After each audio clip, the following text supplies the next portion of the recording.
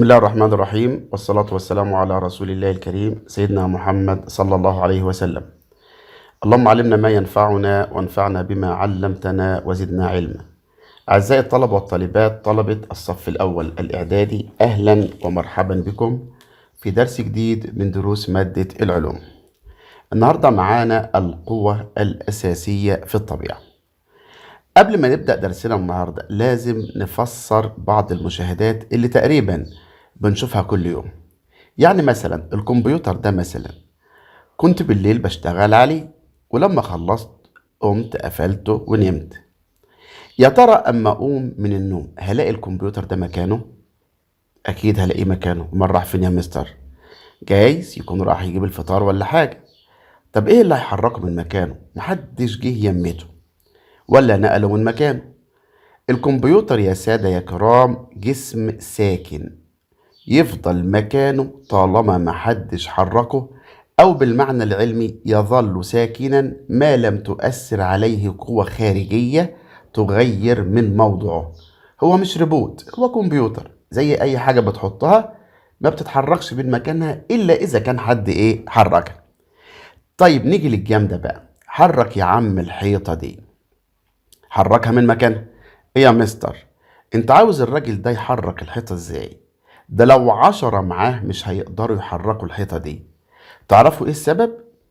السبب ان القوة المؤثرة عليه غير مناسبة. يعني لو هو ولا 10 زيه معاه كمان مش هيقدروا يحركوا الحيطة. عايز تحرك الحيطة هات حاجة زي كده. ده مش هتحرك الحيطة بس، ده هتحرك البيت كله. طب الكرة دي هتتحرك امتى؟ اكيد لما اللاعب يشوطها. طب هتقف امتى؟ هتفضل ماشية مسافة وبعدين هتقف لوحدها بفعل قوة اسمها قوة الاحتكاك. اما الكرة ديت بتغير اتجاهها. اللاعب شاطها له من عند الكورنر كده، يقوم مغير اتجاهها علشان يسددها براسه جوه الجول. طب احنا يا مستر بنقول الكلام ده ليه؟ وهنستفيد منه ايه؟ الكلام ده يا سادة يا كرام هو موضوع درسنا النهاردة، القوة. ايه هو القوة؟ القوة هو مؤثر خارجي يغير او يحاول تغيير حالة الجسم من السكون الى الحركة او العكس، او يحاول تغيير حركته. نقول تاني، القوة هو مؤثر خارجي يغير او يحاول تغيير حالة الجسم من السكون الى الحركة او العكس، او يحاول تغيير حركته. وبنقيس القوة ديت بحاجة اسمها النيوتن، وسبق وخدنا النيوتن ده في الصف السادس الابتدائي. هنلاقي ان في قوة بتتسبب في حدوث بعض الظواهر الطبيعية المعروفة. حاجة كده بتحصل وبنشوفها كلنا. زي ايه؟ زي البرق مثلا. شايفين البرق؟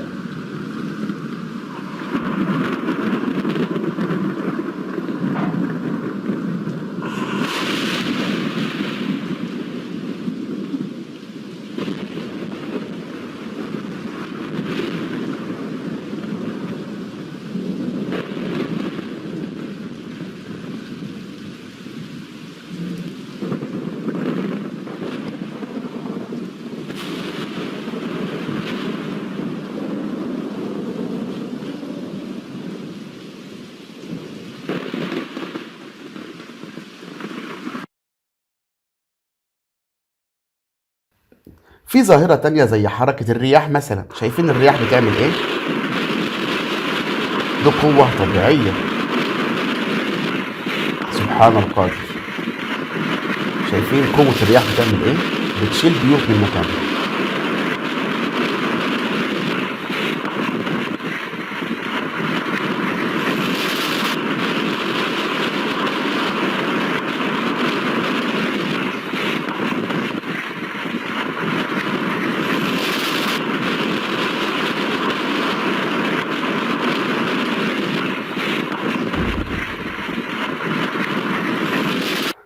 وعندنا كمان قوة جذب الأرض للأجسام، وكلنا عارفين قصة عمكم الحاج نيوتن.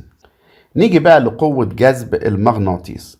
لو جبت مسمار زي ده من الحديد المطاوع ولفيت عليه شوية لفات كده من سلك نحاسي، ووصلت طرفين السلك النحاسي بحجر بطارية، وقربت المسمار من مجموعة من الدبابيس أو المسامير، هنلاحظ حاجة مهمة جدا، إن المسمار بيجذب الأشياء المصنوعة من الحديد، حتى المقص شاله.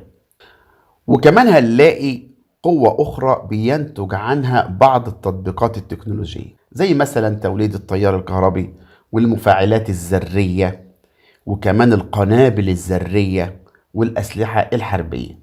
ورغم اختلاف القوة، إلا أن العلماء ومنهم عمك الحاج سميدة صنفوا القوة لثلاث قوة أساسية.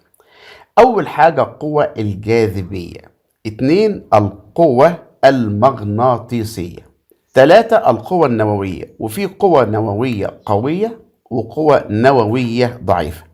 أول حاجة هنتكلم عنها قوة الجاذبية. عمكم الحاج نيوتن الله يديله الصحة والعافية لقى نفسه زهقان وطهقان، فقال أنا هطلع أتفسح شوية وراقب الطبيعة بالمنظار بتاعي. وفجأة يا حضرات من غير مقدمات وقعت على راسه تفاحة. يقوم ياكلها؟ لا، ده يمسك التفاحة وقعد يفكر التفاحة دي وقعت ازاي؟ ليه ما فضلتش متعلقة في الشجرة او مثلا متعلقة في الهواء؟ طب ليه ما وقعتش لفوق؟ وبدأ يجرب بقى كده، يرفعها لفوق وتنزل تحت، ويكتب ويدون ويطلع عينينا بقوانين الجاذبية اللي طلعها لنا. يرفع التفاحة لفوق وينزلها للأرض، ويفكر ويكتب ويدون. وفي النهاية خالص بدأ يفكر إنه المفروض كان أصلا ياكل التفاحة ويريحنا من قوانين الجاذبية الأرضية اللي طلعها لنا. لكن الكلام ده ما حصلش. لو احنا كنا هناكل التفاحة الأول وبعدين نفكر، لكن هو الأول فكر وكل التفاحة وروح البيت علشان يكتب بقى ويطلع لنا قوانين الجاذبية الأرضية اللي احنا بندرسها لغاية دلوقتي. وتوتة توتة فرغت الحدوتة. ومن قصة عمكم الحاج نيوتن عرفنا ان في قوة اسمها الجاذبية الأرضية. وطبعا لازم نعرف ان الجاذبية بتختلف باختلاف كتل الأجسام. يعني ايه يا مستر؟ يعني كلما زادت كتلة الجسم بيزيد وزنه، والوزن هو الجاذبية. وخدنا قبل كده في سنة 6 ان الوزن هو مقدار قوة جذب الارض للجسم، وبقدر الوزن بوحدة اسمها وحدة النيوتن. ويجي لنا هنا سؤال، ما معنى وزن جسم 20 نيوتن؟ معنى الكلام ده ان مقدار قوة جذب الارض للجسم تساوي 20 نيوتن. ومن هنا نقدر نلاحظ حاجة مهمة جدا، نقطة تأثير وزن الجسم تكون عند مركزه، وتعرف هذه النقطة باسم مركز الثقل. ولهذا يقال أن الأرض تجذب الأجسام نحو مركزها. نقولها تاني، بيقول أن نقطة تأثير وزن الجسم تكون عند مركزه، وتعرف هذه النقطة باسم مركز الثقل. ولهذا يقال أن الأرض تجذب الأجسام نحو مركزها اللي هو مركز الثقل. ومن هنا نقدر نعرف قانون الوزن. الوزن يا حضرات بيساوي الكتلة في عجلة الجاذبية الأرضية. نقول تاني، الوزن بيساوي الكتلة في عجلة الجاذبية الأرضية. بس خد بالك، في عوامل بيتوقف عليها وزن الجسم. زي ايه يا مستر؟ زي كتلة الجسم وعجلة الجاذبية الأرضية. يعني كلما زادت كتلة الجسم هيزيد وزنه، وكلما زادت عجلة الجاذبية الأرضية برضه هيزيد وزن الجسم. يبقى في عوامل بيتوقف عليها وزن الجسم، كتلة الجسم وعجلة الجاذبية الأرضية. وممكن أحسب الوزن والكتلة وعجلة الجاذبية الأرضية من خلال العلاقات اللي قدامي دي. عايز يعرف الوزن، هضرب الكتلة في عجلة الجاذبية الأرضية.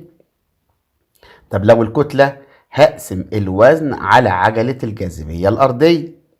طب لو قال لي أنا عايز عجلة الجاذبية الأرضية، هقسم الوزن على الكتلة. لازم ناخد بالنا من مثلثات العلاقات اللي بنحسب بها الوزن والكتلة وعجلة الجاذبية الأرضية. عندنا مثلا مثال، احسب وزن جسم كتلته 100 جرام، عجلة الجاذبية الأرضية 9.8 متر لكل ثانية تربيع. عايز وزن الجسم. طب وزن الجسم هيجي ازاي؟ هيجي لو ضربت الكتلة في عجلة الجاذبية الأرضية. طب الكتلة بكام يا مستر؟ الكتلة ب100 جرام. عندي الكتلة. طب عندي عجلة الجاذبية الأرضية؟ طبعا عندي 9.8. يعني يا مستر لو ضربت الكتلة في عجلة الجاذبية الأرضية يديني الوزن. تمام، الله ينور عليك. يبقى هقول له الوزن يساوي 100 في 9.8 هيديني الناتج 980 نيوتن. عندنا مثال تاني كمان. احسب كتلة جسم وزنه 245 نيوتن، وعندنا عجلة الجاذبية الأرضية 9.8 متر لكل ثانية تربيع. هجيب الكتلة ازاي؟ الكتلة بتيجي بقسمة الوزن على عجلة الجاذبية الأرضية. طب أنا عندي الوزن 245 وعندي عجلة الجاذبية الأرضية 9.8. لو قسمت 245 على 9.8 هيديني 25 كيلو جرام. ويجي لنا هنا سؤال علل. كتلة الجسم الواحد لا تتغير من مكان لآخر. خدنا الكلام ده في سنة 6. الكتلة مقدار ثابت لا يتغير بتغير المكان. ايه السبب؟ لأن الكتلة عبارة عن مقدار ما يحتويه الجسم من مادة، وهو مقدار لا يتغير بتغير المكان. نفس الإجابة اللي كنا حافظينها في سنة 6. الكتلة مقدار ثابت لا يتغير بتغير المكان. ويجي لنا هنا سؤال علل تاني. بيقول لي وزن الجسم يتغير. أيوة، الوزن بيتغير من مكان لآخر على سطح الأرض. تعرفوا إيه السبب؟ لتغير قيمة عجلة الجاذبية الأرضية من مكان لآخر مع ثبوت الكتلة. الكتلة مقدار ثابت، إيه اللي بيتغير؟ عجلة الجاذبية الأرضية بتتغير من مكان لآخر على سطح الأرض. إزاي الكلام ده يا مستر؟ هي الأرض مش واحدة؟ لا، الأرض مش واحدة. الأرض مساحة كبيرة بيتغير فيها قيمة عجلة الجاذبية الأرضية. تعرفوا السبب؟ هقول لكم السبب بس بعد ما نجاوب على السؤال اللي جاي ده. علل. وزن الجسم دائما أكبر من كتلته. ليه وزن الجسم دايما أكبر من الكتلة؟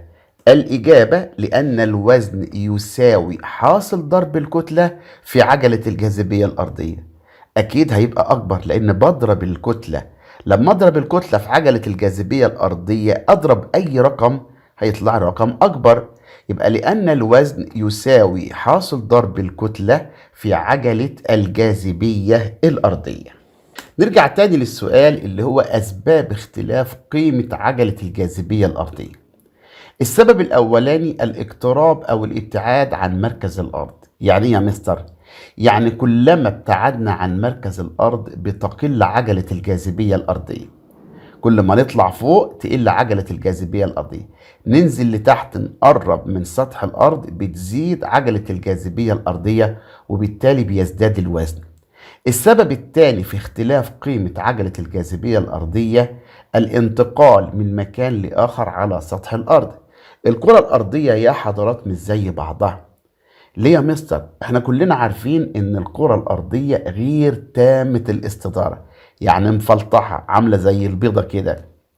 المسافة هنا غير المسافة كده، المسافة الأفقية غير المسافة الرأسية. بالتالي البعد بين مركز الأرض وأي نقطة على سطح الأرض عند القطبين يعني فوق أو تحت أقل من البعد بين مركز الأرض وأي نقطة على سطح الأرض عند خط الاستواء. المسافة هنا أطول من المسافة دي. فبيترتب على كده إن عجلة الجاذبية الأرضية عند القطبين أكبر من عجلة الجاذبية الأرضية عند خط الاستواء. ليه؟ لأن المسافة هنا أقل من المسافة اللي هنا.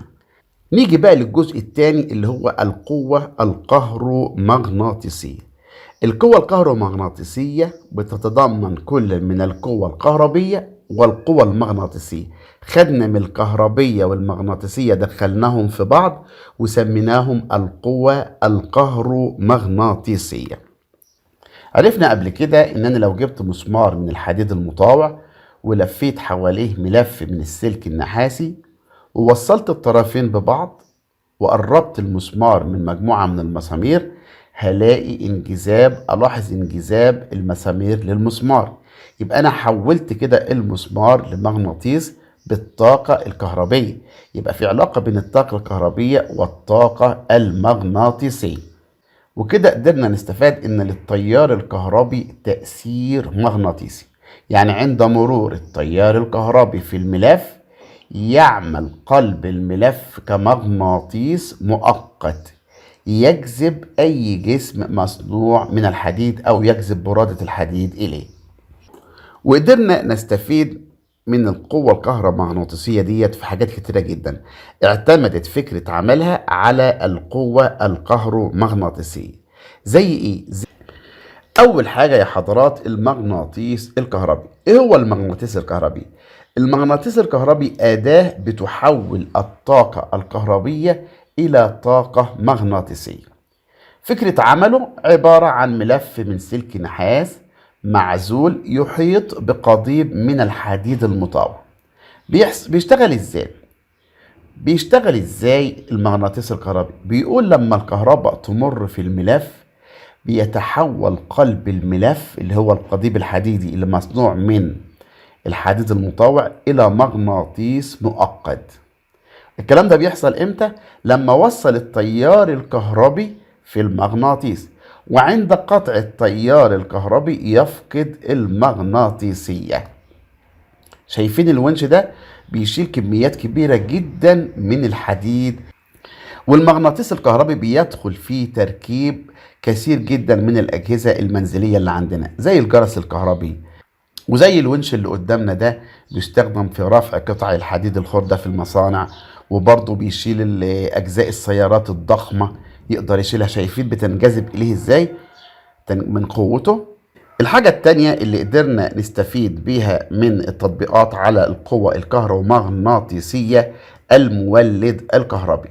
المولد الكهربي كلنا عارفينه ان هو بيقولوا عليها مكنة الكهرباء، بنحط فيها بنزين وتشتغل تنور لنا الدنيا لو الكهرباء قطعت. المولد الكهربي بيحول الطاقة الميكانيكية إلى طاقة كهربية. نقول تاني، المولد الكهربي بيحول الطاقة الميكانيكية إلى طاقة كهربية. عندنا حاجة كمان اللي هي الموتور. الموتور ده بنستخدمه عندنا في كثير جدا من الأجهزة الكهربائية اللي عندنا، ومنها موتور المية. موتور المية أو أي موتور عامة فكرة عمله تحويل الطاقة الكهربية إلى طاقة ميكانيكية. المولد الكهربي بيحول الطاقة الميكانيكية إلى طاقة كهربية، أما المحرك الكهربي بيحول الطاقة الكهربية إلى طاقة ميكانيكية. نيجي للحاجة الأخيرة عندنا اللي هي القوة النووية. اكتشف العلماء أن الذرة بتختزن قدر كبير جدا من الطاقة في النواة، وبيصاحب الطاقة ديت قوة بسميها القوة النووية. والقوة النووية ديت نقدر نقسمها لجزئين: قوة نووية قوية وهي قوة مسؤولة عن ربط مكونات النواة ببعضها بالرغم من قوى التنافر بين البروتونات وبعضها. القوة النووية القوية بتستخدم في ايه؟ بتستخدم في كثير من الأغراض، في أغراض سلمية وأغراض عسكرية. الأغراض السلمية زي ايه؟ زي إنتاج الطاقة الكهربية، محطات إنتاج الطاقة الكهربية. أما الأغراض العسكرية يا حضرات ديت حاجة مؤذية جدا، اللي هي إنتاج القنابل الذرية. إنتاج القنابل الذرية. طب القوة النووية الضعيفة هي قوة مسؤولة عن نوع من تفتت وتحلل مكونات أنوية ذرات العناصر غير المستقرة المشعة. قوة مسؤولة عن نوعا من تفتت وتحلل مكونات أنوية ذرات العناصر غير المستقرة المشعة. بنستفيد منها في إيه؟ ممكن في الطب، في الصناعة، في البحث العلمي. السؤال الأول بيقول اختر الإجابة الصحيحة. تتغير عجلة الجاذبية الأرضية من مكان لآخر على سطح الأرض لاختلاف يا ترى كتلة الأجسام ولا كتلة الأرض ولا البعد عن مركز الأرض ولا درجة الحرارة؟ أكيد كلنا عارفين البعد عن مركز الأرض. السؤال التاني بيقول إيه؟ يستخدم المغناطيس الكهربي في عمل الآلة الحاسبة ولا الجرس الكهربي ولا الميكروسكوب ولا جهاز الرؤية الليلية؟ برافو، الجرس الكهربي. كل مما يأتي من تأثيرات القوة عدا تحريك جسم ساكن، تغيير كتلة جسم، تغيير اتجاه حركة جسم متحرك، زيادة سرعة جسم متحرك. طبعا كلنا عارفين ان القوة بتحرك جسم من مكان الى اخر وبتغير اتجاهه وكمان بتزود سرعته. اما تغيير كتلة الجسم فالكتلة مقدار ثابت لا يتغير. السؤال اللي بعد كده بيقول ايه؟ اذا اثرت قوة على جسم متحرك في نفس اتجاه حركته فان سرعته تزداد ولا تقل ولا تنعدم ولا تظل ثابتة؟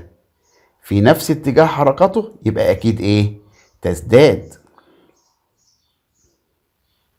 كل مما يأتي من قوى الطبيعة الأساسية عدا كل مما يأتي من قوى الطبيعة الأساسية عدا قوى المادة، قوى الجاذبية، القوى الكهرومغناطيسية، القوى النووية.